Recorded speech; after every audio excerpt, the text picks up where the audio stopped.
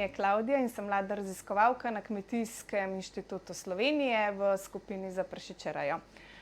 Med svojim doktorskim študijem sem proučevala lipidni metabolizem pri različnih metabolnih tipih prašičev, kot so na primer različne pasme prašičev, to so lokalne pasme, ki so bolj zamaščene, in pa moderne pasme, ki so bolj mesnate, in pa med različnimi kategorijami spola. To so na primer nekastrirani, imunokastrirani in kirurško kastrirani prašiči. Torej, v prvem delu raziskave smo se osredotočili na iskanje povezav med genotipom in med zamaščenim fenotipom pri različnih evropskih pasmah prašičev.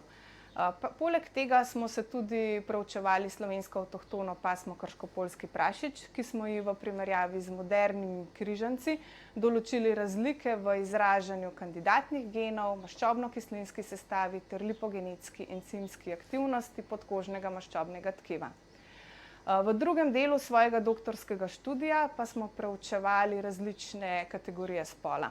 In sicer nekastrirani prašiči so bolj mesnati, imunokastrirani prašiči kažejo nek specifičen metabolizem, kirurško kastrirani prašiči pa so bolj zamaščeni. In sicer pri teh različnih metabolnih kategorijah smo preučevali diferencialno izražanje genov, da bi pojasnili razlike v nalaganju maščob. Najdene gene pa smo poskušali razložiti še z biokemijskimi in histomorfološkimi značilnostmi podkožnega maščobnega tkiva.